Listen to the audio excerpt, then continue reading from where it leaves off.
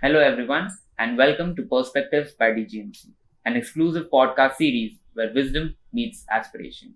I am Sanman Hutgikar, the podcaster. Today's guest is someone who doesn't just talk about growth, he designs it.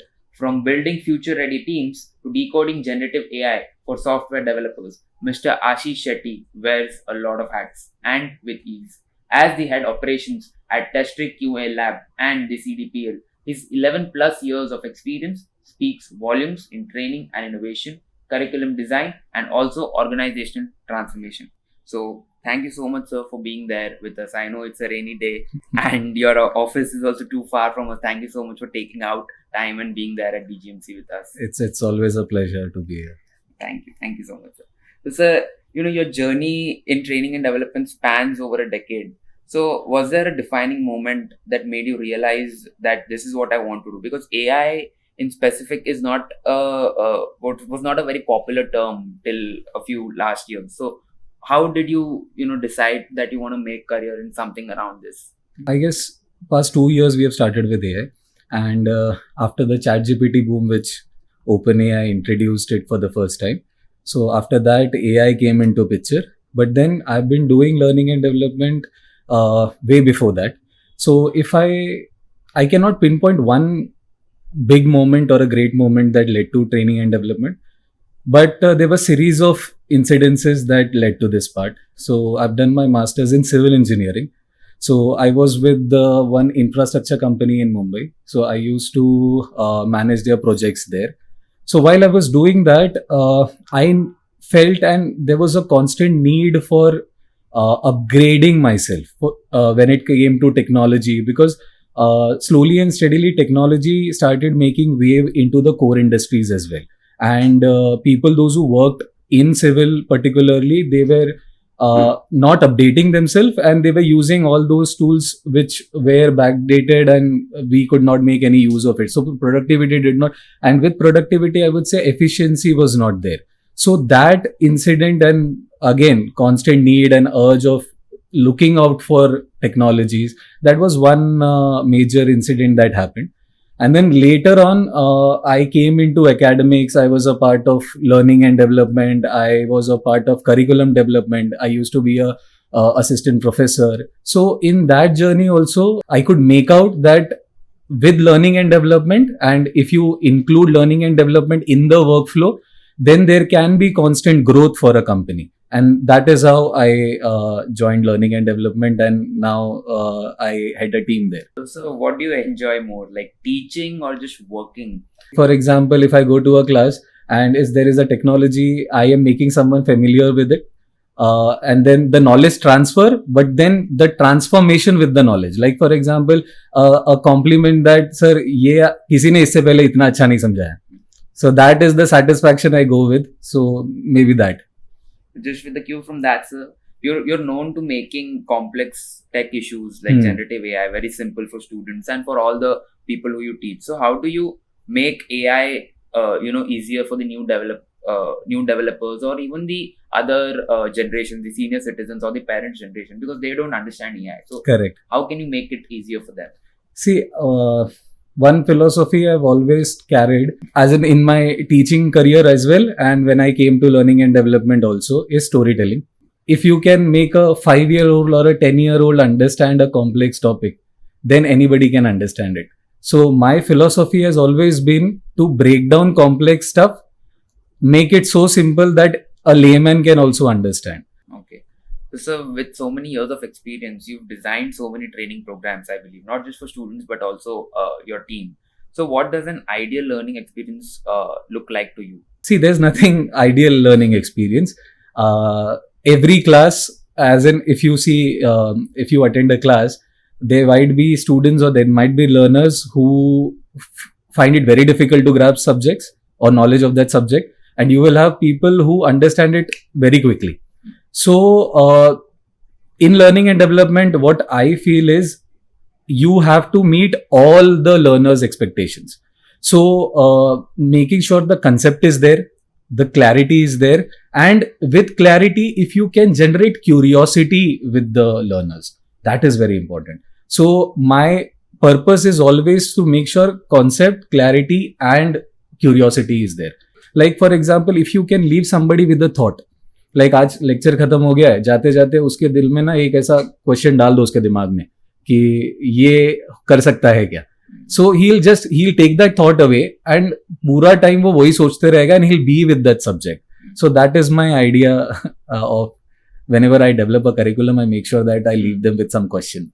So with curiosity being said, sir, no, now digital technologies as a whole, or if I just take AI, it's the concept of the future, I believe, and it is True. constantly growing. So any tips and tricks that you would want to give to our audience, or something that you yourself do to be always up to the mark? What is it that you do to be in connect with the industry? Firstly, make mistakes.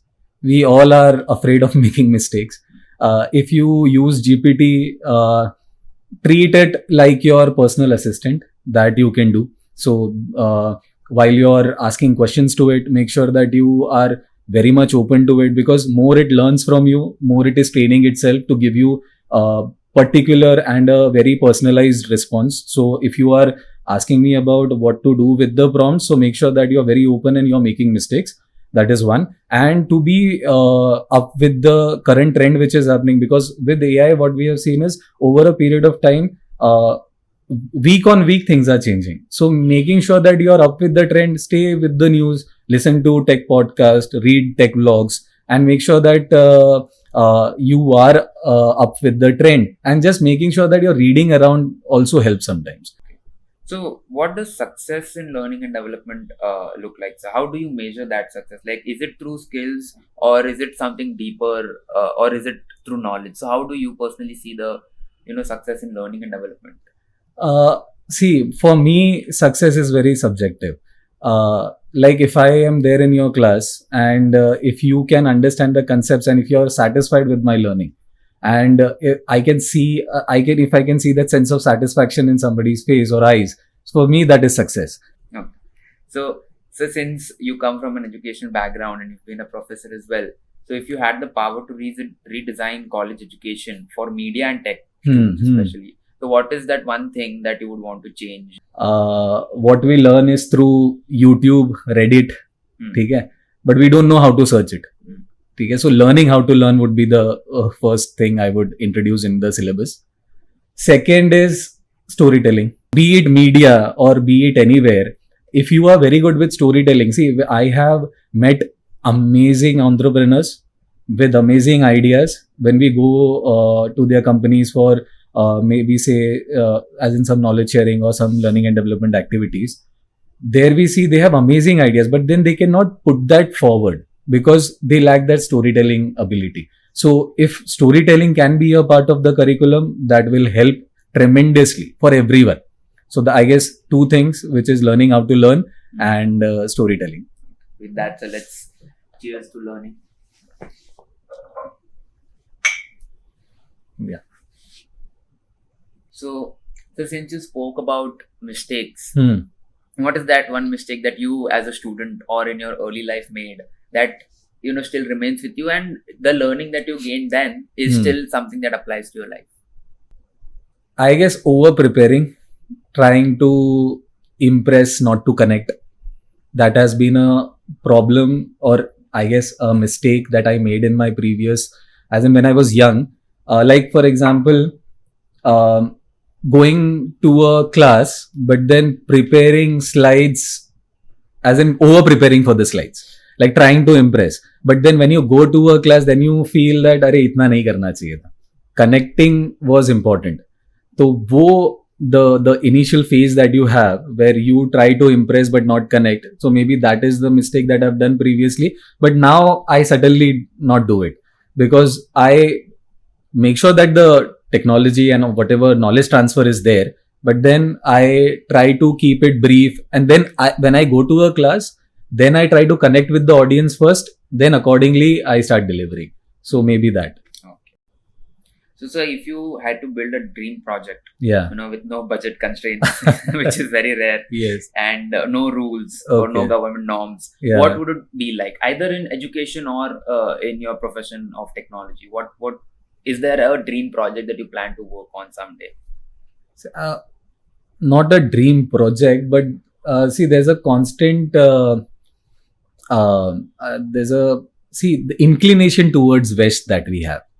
Say your example for media students particularly. Like if you want to see a pioneer somewhere in media, you go to West. You see Western movies or Hollywood influence or people there. Like for us also, like in the learning and development or in the education field also, if you see good universities are there in the West, and all the new development or new enhancement that are happening, only the West is doing it. So I want to change that narrative, because India, in the ancient time, Nalanda, we had a very great university. Scholars used to come here. We storytelling again and again. I keep on saying this storytelling, but because I am so fascinated with it, Ramayana, Mahabharata, and all of that is great storytelling. We don't have to look towards West. Okay.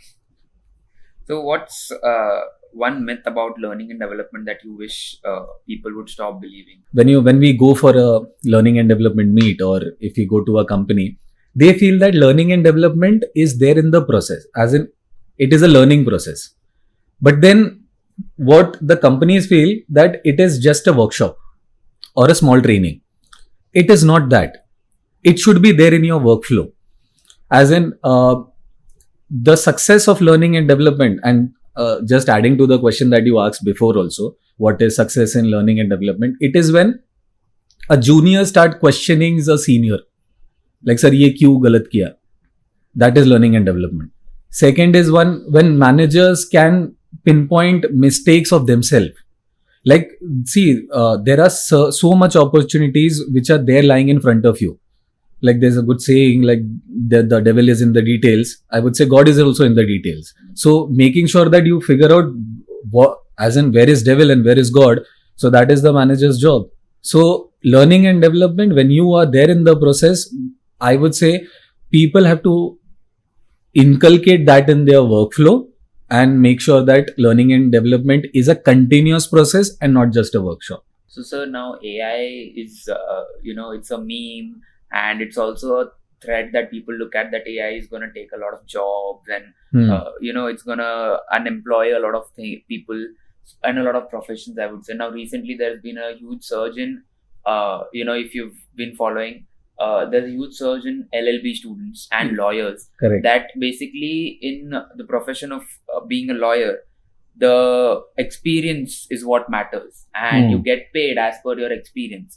Wherein a human lawyer can handle a minimum amount of cases in a day or in a given amount of years. Yeah. So but AI at one point in a day, it can handle so many cases. Yeah. So it can gain so much of experience, and Correct. It can give you way more complex and quality arguments as compared to a human lawyer. Correct. So, it is becoming a threat, and it's becoming a talk of a town. So, have you been following this, and what's your take on this? Yes. So, see, there are certain areas where AI is very good when it comes to efficiency or productivity. Like the example you correctly pointed out for LLB cases, they have to go through cases, they have to read through many previous judgments which have happened, and then they can take references from them, and AI can do it superbly. But then this used to happen previously also. People with great efficiency used to work efficiently then also. Like for example, before computers came, there were stenos in the office who used to use typewriters. But then with the computers coming in, the stenos lost their jobs. But then the stenos who upgraded themselves, then they got new jobs. So if you keep on upgrading yourself, you will never lose the job. So the idea of AI coming in and then people losing job, I don't support that idea. You have to keep on evolving yourself. You have to see, again, there is pain in learning. I see a person who has 30 years of experience, and now suddenly I tell him कि आप तुम जाके अभी AI सीखना चालू करो या फिर अपना prompt समझो और ये समझो, तो it is difficult for him. But then if you want to survive the last 40, as in the 10 years of your service, make sure that you're doing it, because the other person who is doing it will take away your job. So with this coming to this point that we need to change constantly.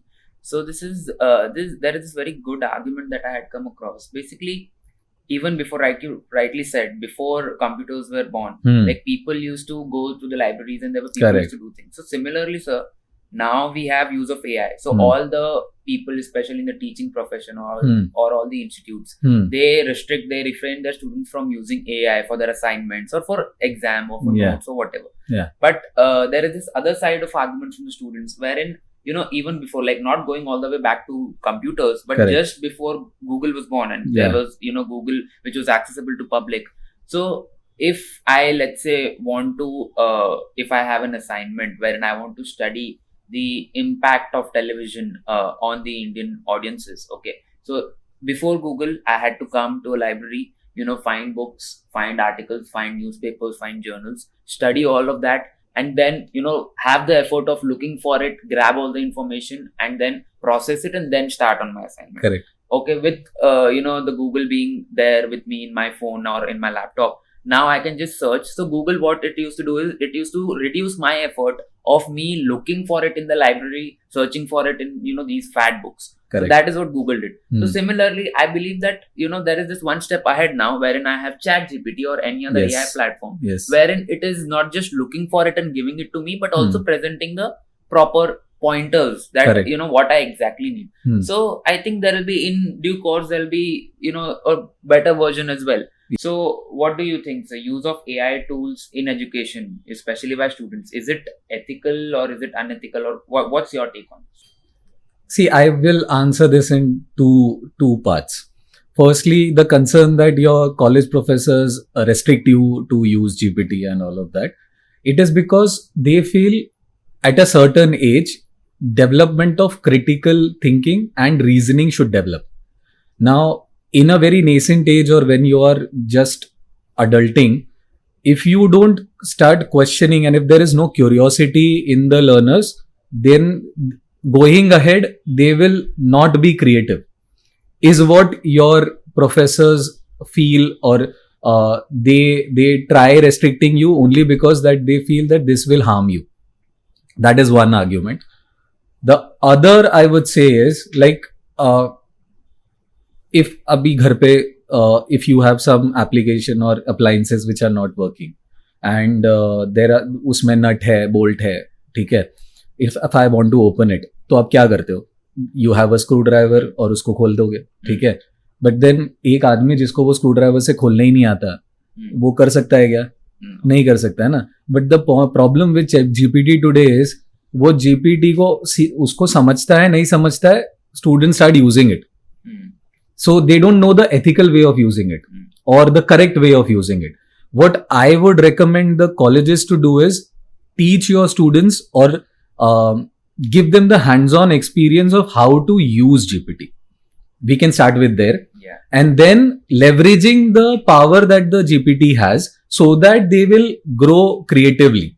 That is the next challenge. Again, the universities understand it, and the next challenge that is coming up for them is incorporating all that in their syllabus. So now, if I would give you an example, हमारे office में अगर एक programmer या एक developer बैठा हुआ है, 2 screens है, एक स्क्रीन पे GPT चालू रहता है. तो just to answer that, तो GPT is not that bad, तो कर सकते हैं. Only thing is when you come to the corporate end of it or in the market, delivery is important.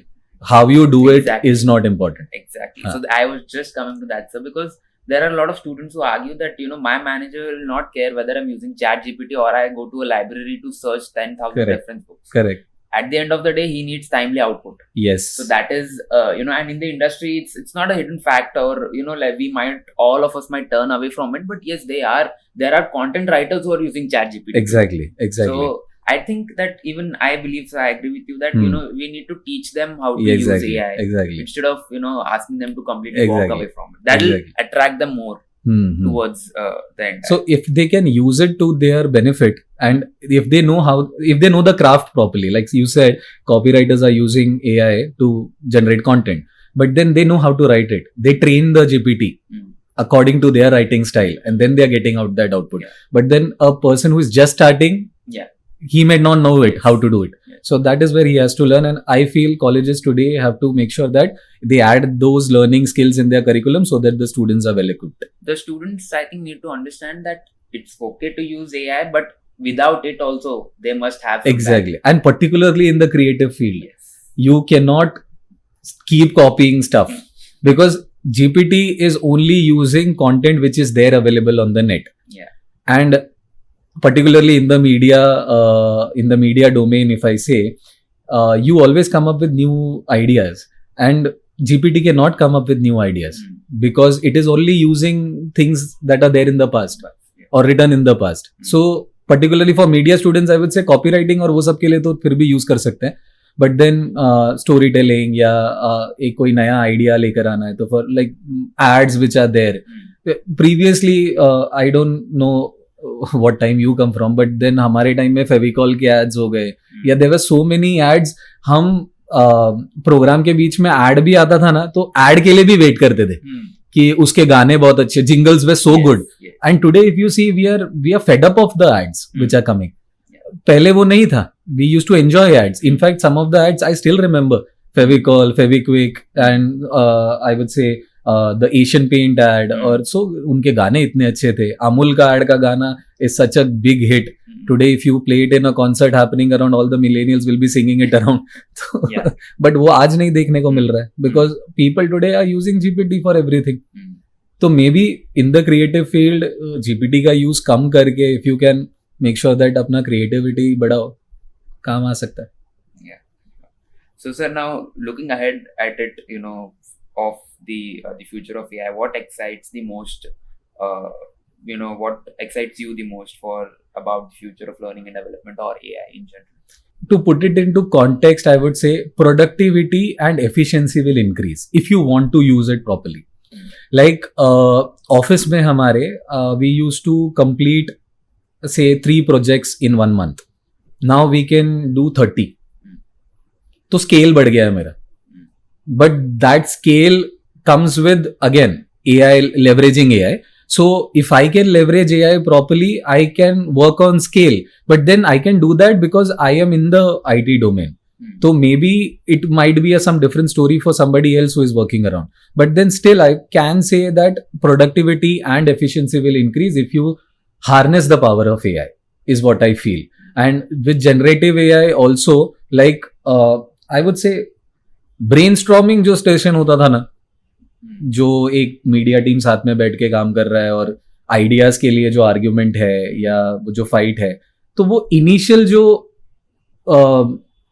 I would say जिधर वो block है, that block can be past, वो clear कर सकता हूं मैं with AI, because we'll start getting ideas with AI and then वो idea लेके then developing on that idea. That we can do. So maybe AI going forward, that is the.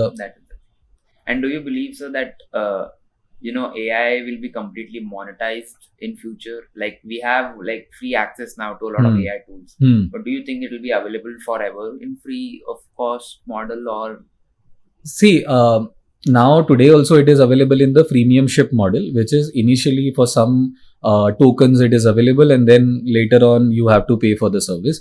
I see it like this is model that is going to work. Like for example, Spotify, they give you a free access of listening to music and suddenly they have ads coming in. So you experience the service first and then you go for the premium model. So अगर business उनको चलाना है तो उनको free देना ही है, क्योंकि for people to experience the service first and then they will pay for the service. So I guess this premium model will work, but then they will keep on monetising it because ये इसको चलते रहने में बहुत पैसा लगता है.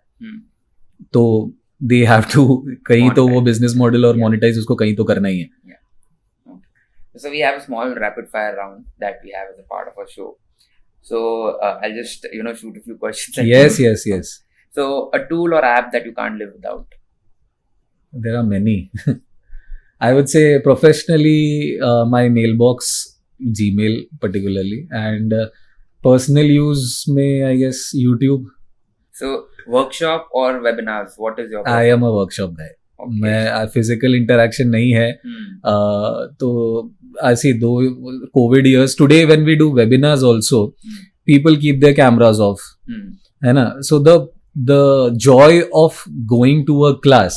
See, when I go to a class, standing on the dais, when you can communicate with someone and the power of making, as in the transfer of knowledge, ठीक है, and the kick that you're getting when somebody is understanding it, एक छोटा सा laugh when you pass on a joke, that is so empowering. But then that is not there in the webinar. You don't get the feedback, you don't understand how the other person Exactly. is. Body language is the best medium of communication, is what I feel. So what do you feel is the most underrated skill in today's workplace? I guess listening. Listening is an underrated skill. People listen less and they want to speak more. सुनना और समझना एक time पे नहीं कर सकता कोई. एक तो listening and दूसरा I feel a skill नहीं बोलूँगा, but then a natural thing is empathy. People don't have empathy towards their subjects, or subjects से अच्छा the people that they are working around. Empathy नहीं है, तो I guess empathy and listening.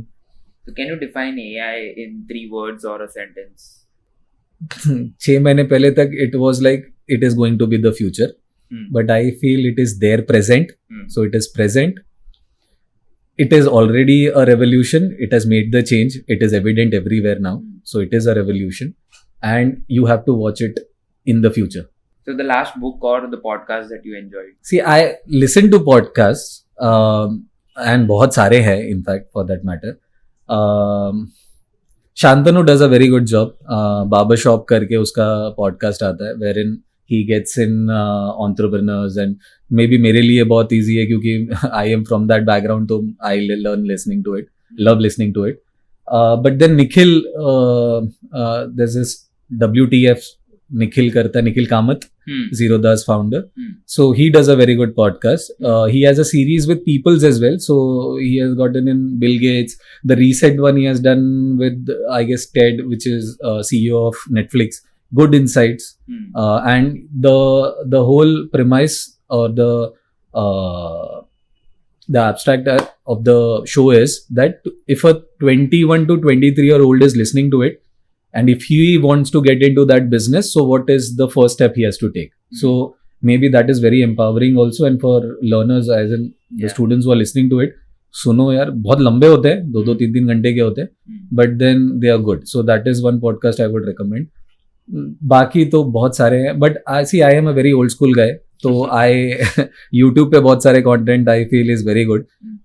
There's a show which used to come, Epic करके एक channel होता था, ठीक है, तो उसमें एक show होता था राजा रानी एंड अन्य कहानियां, तो that is a very good show. I am very as an मेरा बहुत ही फेवरेट है, एंड फॉर पर्टिकुलरली जो आपके मीडिया के स्टूडेंट्स हैं उनके लिए मैं बोलना चाहूंगा कि लिसन टू दैट यार. जो स्टोरी टेलिंग का जो कंसेप्ट है, लाइक उधर है ना खाने के, it is a culinary show, मतलब खाने के recipes and things which are famous at some locations, तो उनके बारे में, and the story is related to the food.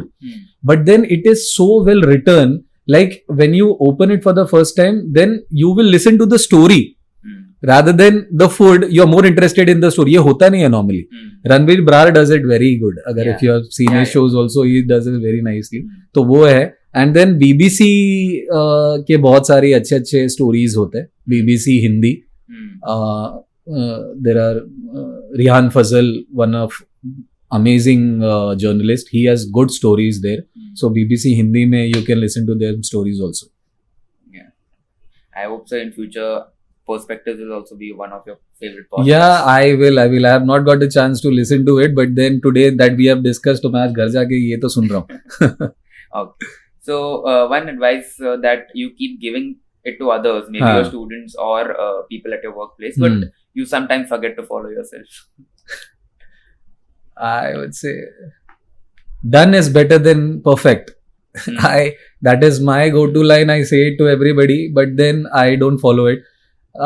We keep on chasing perfection.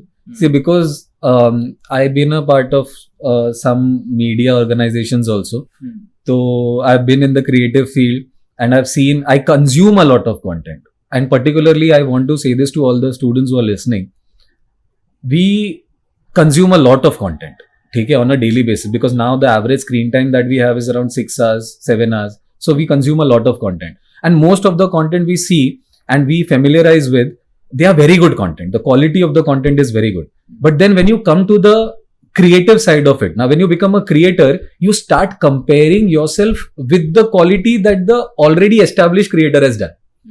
अरे मेरा कंटेंट उसके जितना तो अच्छा नहीं लगेगा. That is the first thing that you have in your mind. And then you start comparing yourself with the grades of the business. वो तो नहीं होता ना. You start small. So I would say done is better than perfect. ये मैं दूसरों को तो बोलते रहता हूँ, खुद भी नहीं कर रहा हूँ. Maybe after this podcast I'll do it. Okay. So what do you believe in, like tea break conversations or proper brainstorming sessions in the conference rooms? आई से मेरे लिए तो यार चाय टाइम जो कट्टे पे बातें हो रही है ना, टपरी पे बातें हो रही है, वो informal is the best. You are more candid. See I say most of the best curriculums that I have design ना, वो चाय के कट्टे पे हुई है. So the last question, so what is your one-liner philosophy on learning or for young learners? The problem with us is, or in general, is we have a particular template made for everyone. Like when you come to a class, अगर teacher सही से, you have come with a preconceived notion थी कि इसको तो ये अच्छा सिखाना ही चाहिए. ठीक है, अगर ये इतना नहीं कर रहा है तो फिर मैं इसका क्लास सुनूंगा ही नहीं. तो मेरा ना हमेशा एक प्रॉब्लम ऐसा रहा है कि I use to be the back bencher when I was there in the college. ठीक है, तो अभी प्रॉब्लम क्या होता था ना, मैं जब भी पेरेंट्स मीट या ऐसा किसी के लिए बुलाया है ना, तो आई यूज टू ऑलवेज से कि वो टीचर मेरे को बुला नहीं पा रहा है क्लास में, मैं तो बैठना चाह रहा हूँ. ठीक है, so that is the, see you have to learn from everybody that is around. So I am not saying that it is only the faculty members. It can be anyone. If your watchman is saying you something and if that can add value to your life, listen to them. If a rickshaw driver somewhere चलते चलते कुछ अच्छा बता रहा है, listen to them. So learning should be a continuous process and it should not be the medium where it is coming from. It can come from anywhere. So keep learning and keep enjoying. Well, thank you so much, Ashish sir, for being there. Yes. And after this conversation and podcast, I must say that your insights on education or learning and development are very, it comes from a very humble background and from a very down to earth perspective and in a very simple way. And just like I've not had the opportunity to be in your class, but just after this podcast I can come to know that how good of a teacher you can be and how well you connect with students. Because in this podcast itself you could connect so well. And so thank you so much for being there. And to all our listeners, thank you so much for joining us. We hope that today's conversation with Ashish sir obviously gave you a fresh perspective, and obviously your mindset and the overall learning experience that you'll go through will overall enhance and develop after this. So until next time, stay inspired, keep exploring, and remember that every perspective has the power to shape your journey.